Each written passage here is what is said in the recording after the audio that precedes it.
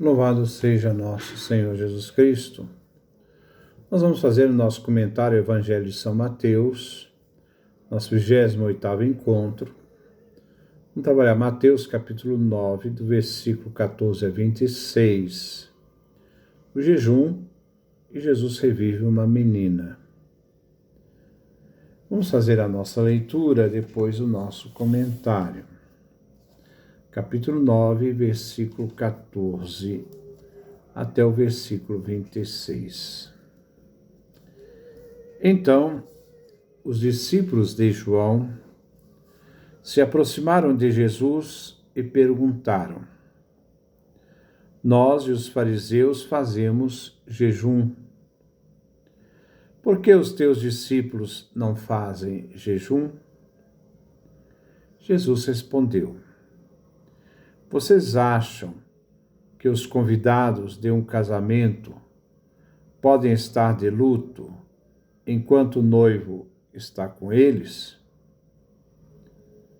Mas chegarão dias em que o noivo será tirado do meio deles. Aí então eles vão jejuar. Ninguém põe remendo de pano novo em roupa velha, porque o remendo repuxa o pano e o rasgo fica maior ainda. Também não se põe vinho novo em barris velhos, senão os barris se arrebentam, o vinho se derrama e os barris se perdem. Mas vinho novo se põe em barris novos, e assim os dois se conservam.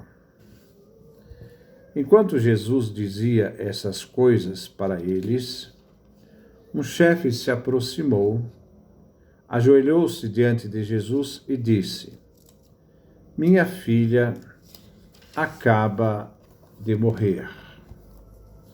Mas vem, põe tua mão sobre ela e ela viverá. Jesus levantou-se e o seguiu, junto com seus discípulos. Nesse tempo, chegou uma mulher que fazia 12 anos que vinha sofrendo de hemorragia. Ela foi atrás e tocou a barra da roupa de Jesus, porque pensava: ainda que eu toque só na roupa dele, ficarei curada. Jesus virou-se e, ao vê-la, disse: Coragem, filha, sua fé curou você. E desde esse momento, a mulher ficou curada. Chegando à casa do chefe, Jesus viu os tocadores de flauta e uma multidão fazendo barulho. Então disse: Retirem-se, porque a menina não morreu. Ela está apenas dormindo. As pessoas começaram a caçoar dele. Quando a multidão foi afastada, Jesus entrou e tomou a menina pela mão. Então a menina se levantou.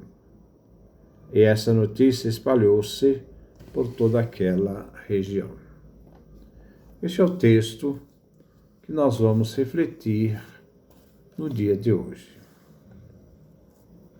Versículo 14. Então, os discípulos de João se aproximaram de Jesus e perguntaram: Nós e os fariseus fazemos jejum. Por que os teus discípulos não fazem jejum? Agora, os que irão perguntar a Jesus, diferente dos fariseus, que na passagem anterior perguntaram aos discípulos sobre a questão de comer com os pecadores. Vemos aqui, então, duas atitudes. A dos discípulos de João Batista, e ensinou a seus discípulos a viverem severa penitência, na expectativa da aproximação do reino dos céus que se aproxima, Os discípulos de João seguiam essa severidade do mestre João Batista. Eles radicalmente cumpriam a vontade de Deus na penitência e no jejum. Agora os discípulos de João Batista faziam o que também faziam os fariseus. Um catecismo muito antigo, chamado de Daqué, Doutrina dos 12 Apóstolos, um catecismo mais antigo que qualquer dos 4 evangelhos, era da igreja de Antioquia, afirmava que os cristãos não deviam jejuar no mesmo dia dos hipócritas. Hipócritas aqui eram judeus, que jejuavam na segunda e quinta-feira. Os cristãos deveriam jejuar na quarta e na sexta-feira. Já Jesus, que anunciava a proximidade do reino dos céus, a boa nova, vai dizer que enquanto ele está presente, não se faz jejum. Os discípulos de João reconhecem a autoridade de Jesus, que ele cria, então, aqui um modo distinto de vida. Coloca-se, então, aqui a questão, não é se deve jejuar ou não, mas de jejuar muito ou jejuar pouco. Eles, então, vão querer ouvir a resposta de Jesus, porque os discípulos de Jesus não jejuam. Versículo 15. Jesus respondeu: vocês acham que os convidados de um casamento podem estar de luto enquanto o noivo está com eles? Mas chegarão dias em que o noivo será tirado no meio deles. Aí então eles vão jejuar. Jesus vai responder com 3 pequenas analogias. A primeira é esta, que se refere a 2 realidades opostas: noivo, casamento, de outro lado, luto e morte. 2 realidades distintas. O casamento é motivo de festa. O noivo é Jesus. Diante da pergunta lançada por Jesus aos discípulos de João Batista, a resposta só pode ser não. Não se faz jejum quando existe festa de casamento. E o noivo está com eles. O jejum do Antigo Testamento tem sentido de tristeza, penitência. O tempo de Jesus, da presença do noivo, é tempo de alegria, de festa. O convite do noivo é para que se participe da festa das núpcias. E não cabe aqui tristeza nem penitência. O noivo se faz presente. Só tem motivo, então, para alegria e festas. A presença de Jesus no meio de seus convidados é de alegria, de júbilo, de bem-aventuranças. Mas dias virão. O tempo das núpcias. A alegria não irá durar muito. O noivo Jesus somente estará com eles por pouco tempo. O noivo será arrancado. Aqui o termo arrancar, tirar, indica uma separação violenta, um corte doloroso, refere à sua morte, a morte de cruz. O noivo será escondido até as núpcias do Cordeiro, como diz o Apocalipse, capítulo 21, do versículo de 9 a 11. A partir do momento em que o noivo será tirado, então os discípulos jejuarão. Versículo 16. Ninguém põe remendo de pano novo em roupa velha, porque o remendo novo puxa o pano e o rasgo fica maior ainda. Jesus toma a segunda analogia. Uma dona de casa nunca coseria um remendo novo e forte sobre o vestido velho, o vestido poído, pois o remendo arrebentaria, rasgaria o vestido velho, mais frágil. Jesus anuncia a proximidade do reino dos céus, criando um novo estilo de vida. Não se pode misturar o evangelho, que traz a novidade, com aquilo que é antigo. São distintos. E Jesus traz a boa nova, o evangelho. Jesus não nega o passado e suas práticas, mas traz o novo, através do reino dos céus que se aproxima com ele. Versículo 17. Também não se põe vinho novo em barris velhos, senão os barris se arrebentam, o vinho se derrama e os barris se perdem. Mas vinho novo se põe em barris novos, e assim os dois se conservam. A terceira analogia está entre vinho novo e barris velhos. Jesus é portador de um vinho novo, a boa nova. Os barris velhos não resistiriam à força do vinho novo, se romperiam os barris e o vinho se perderia. Aqui vemos a contraposição entre o velho e o novo. Agora é o tempo do novo, tempo messiânico. A realização do novo, esperado pelo Antigo Testamento, traz algo também de novo com Jesus. E nada se compara com esta boa nova, esse evangelho que Jesus traz. Cura de 2 mulheres. Versículo 18.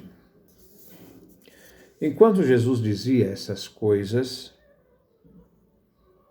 para eles, isto é, os discípulos de João, um chefe se aproximou, ajoelhou-se diante de Jesus e disse: Minha filha acaba de morrer, mas vem, põe tua mão sobre ela e ela viverá. Jesus realiza o novo que o antigo não pode realizar. A vida, o resgate de 2 situações de impureza legal. Tocar alguém que morreu torna a pessoa impura. Aqui entra uma nova cena, que está em paralelo com a cena do oficial romano, capítulo 8, versículos 5 ao 13. Agora é um chefe judaico da sinagoga. Ele se aproxima de forma respeitosa. Ajoelhou-se, como fizeram os magos, capítulo 2, versículo 2, versículo 11. Ajoelhou-se, como também fez o leproso, capítulo 8, versículo 2. Ele suplica a Jesus, como fez o oficial romano, no capítulo 8, do versículo 5 a 6. O oficial da sinagoga diz: Minha filha acaba de morrer. Como oficial romano, o líder está impotente diante da situação de morte. Aqui é dar a vida, onde existe morte.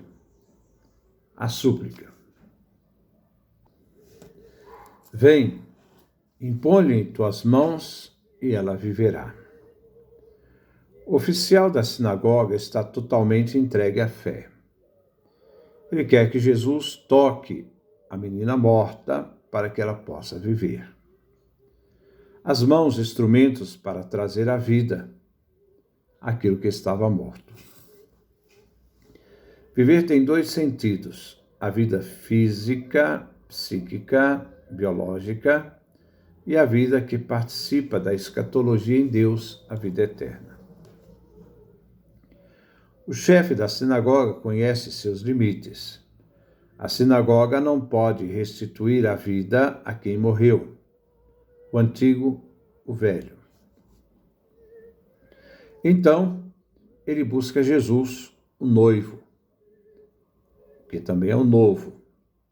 Jesus traz a vida, festa, e beneficia a pessoa. Versículo 19. Jesus levantou-se e o seguiu, junto com seus discípulos. Imediatamente, diante da súplica do Pai, ele se levanta. Levantar nos lembra o verbo usado para a ressurreição, egeiro. Levantar, diante dessa fé do oficial da sinagoga, fez com que Jesus prontamente o seguisse.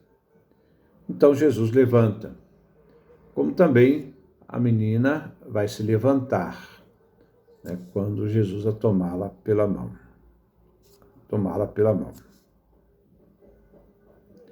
Versículo 20. Neste momento chegou uma mulher que já fazia 12 anos, vinha sofrendo de hemorragia. Ela foi por trás, tocou a barra da roupa de Jesus. Novamente um caso de impureza. O caso da morte é um caso de impureza, não se toca o defunto, não se toca uma mulher, por causa do sangue, aqui no caso da doença dela. A mulher, por causa da sua doença, a fazia impura, em razão da sua hemorragia. A cena interrompe. Ele vai ficar no meio da narrativa da menina que morreu. O fato se refere a um sangramento que durante 12 anos atormentava a mulher. Essa mulher toca Jesus por trás, aqui novamente a mão. O oficial diz: põe a mão na cabeça da minha menina que ela vai viver. E agora, põe a mão, ela vai viver. Agora, a mulher vai tocar Jesus com a mão, para poder ser curada. Novamente a mão aqui está presente. Essa mulher toca Jesus por trás, na barra da sua roupa. Grande foi a fé desta mulher. Jesus aceita esta fé, essa confiança simples. Ela pensa numa força mágica em Jesus, tocou a barra de sua roupa. Mas Jesus vai revelar que sua palavra é que age e realiza a cura. Então, a tua fé te curou. Versículo 21. Porque pensava, ainda que eu toque só na roupa dele, ficarei curada. Ela reconhece sua necessidade. Ela está enferma há 12 anos. E o poder de Jesus em ajudá-la.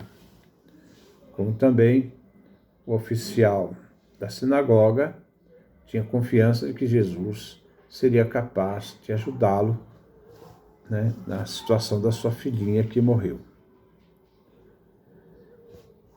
Essa mulher se faz incógnita. Ela quer tocar, querendo transferir o poder de Jesus, curando assim sua doença. O objetivo da mulher é ser curada. O verbo curar, usado aqui, significa salva. Ser salva. Salvar da morte. Um sentido mais amplo, de salvação integral, não só corpórea. Deus quer salvar por meio de Jesus. Versículo 22.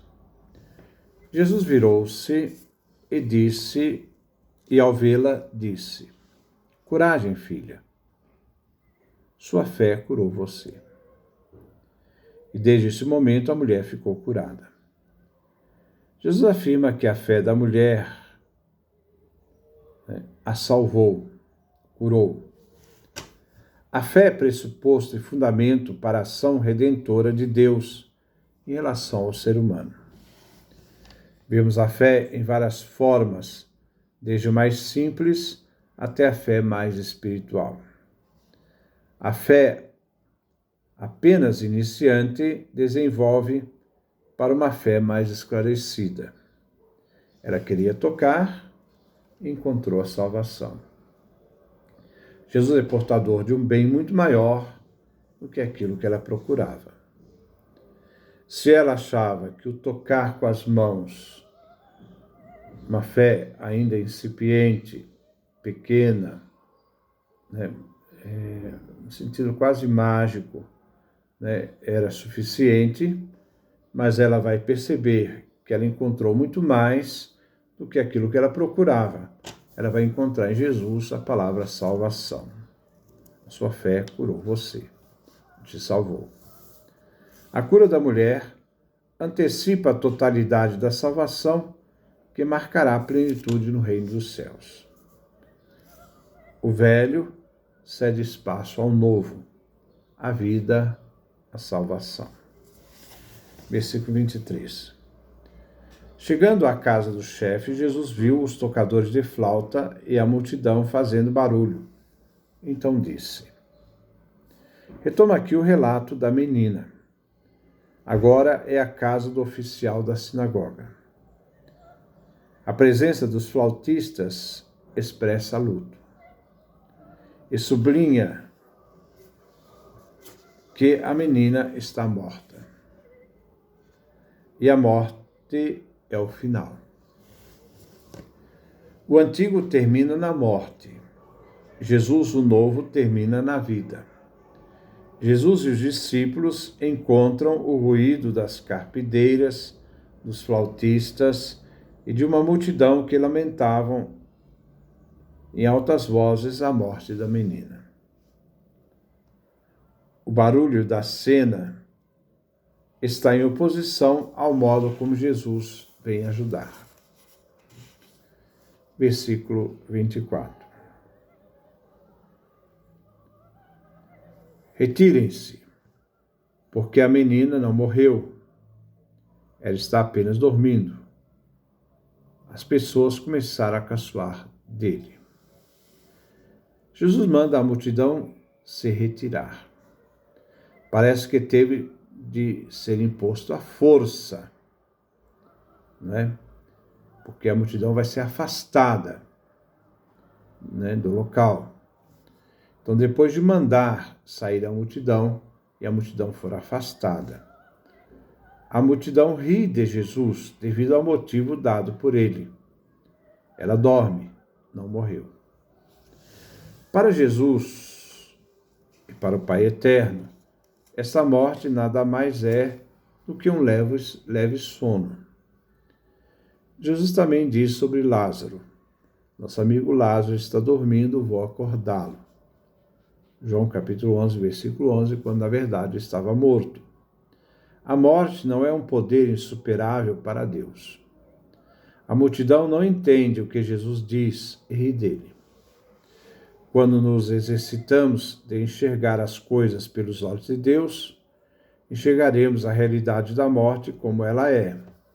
Assim a morte perde seus horrores. Versículo 25. Quando a multidão foi afastada, Jesus entrou e tomou a menina pela mão. Então a menina se levantou. Novamente. E começa dizendo que Jesus se levantou para seguir o chefe da sinagoga. E agora a menina se levantou. O verbo ergueiro sempre vai ser referido também a um verbo que se refere à ressurreição. O verbo levantar, ressurreição, indica a ação de Deus. O próprio Jesus será levantado, ressurreição.